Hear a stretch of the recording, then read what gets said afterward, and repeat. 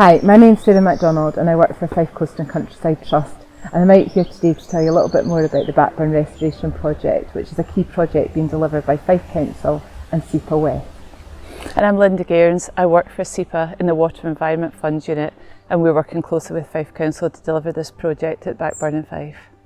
Opportunities to improve the Balbourne are divided into 7 reaches. The river has 3 distinct different types throughout this 5.8 kilometres.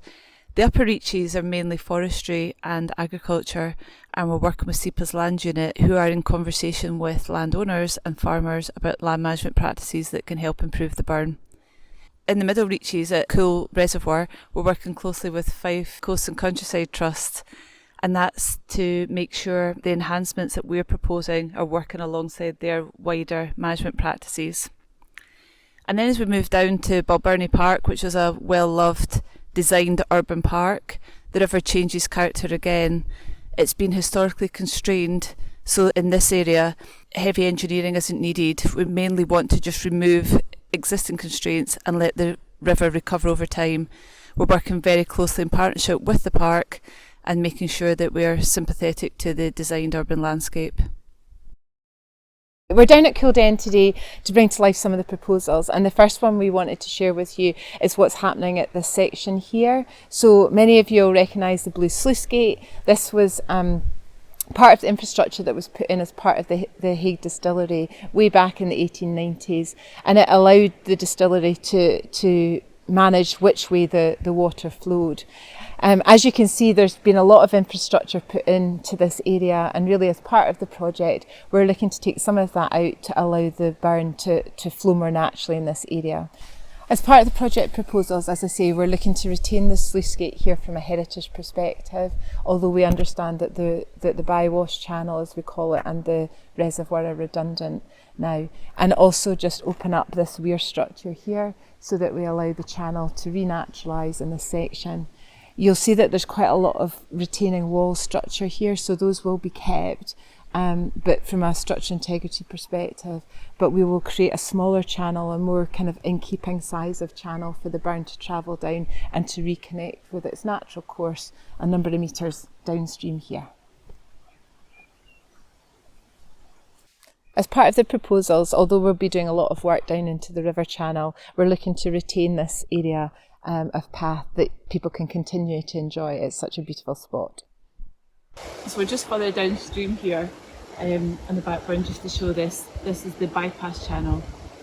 So you can see here, this was all put in place when the 1890s when the distillery was built.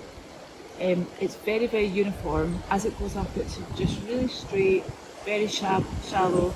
It's cobbled lines. There's nothing growing in the bottom of it. There's not a great flow in it. There's no diversity. There's no riffles and pools and movement in the channel. It's really hard for the sediment to flow. So that's really what an unnatural channel looks like. But then over this side, with the proposals, what we want to do is the historical channel is still there, and it's actually in perfect condition, and the ecology is just fantastic. So over here we've got a great diversity of trees. There's amazing alders, birches, different species of willow. There's aquatic plants both in the riverbed and the riverbanks. It's got a lot of diversity. It's a lot steeper, narrower. The river will have more flow. Sediment will be able to move. So by connecting at the top by the sluice gates down into the reservoir, that will just create an amazing habitat. So as you're walking about this area, once this work's been done, the walkways will still be here, the pathways, you'll be able to still see these channels, but there won't be the water in it. The water will be diverted to this historical channel. We're just upstream of Coul Reservoir here, and this is where we'll see the channel reappear through this lovely area of woodland, and we're really hoping that with the burn running through this more naturally, that you'll see a real wet woodland habitat start to develop even more so, and that's really important from a nature and biodiversity perspective. Just further down the path at Coul there's a couple of smaller bridges here, which is part of the proposals we are looking to take out, really because of where we're going to be renaturalising the course of the burn.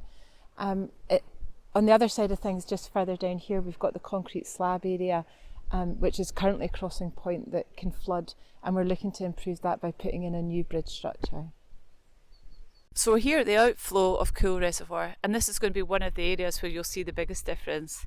At the moment it's been historically altered, so there's huge areas of gabion baskets at both sides of the burn, so we're going to be taking those away, creating a much more natural edge to the river, connecting the river with the vegetation at the sides. It'll be better for wildlife, but we'll be creating step pools to deal with this steep slope that'll be really attractive to look at.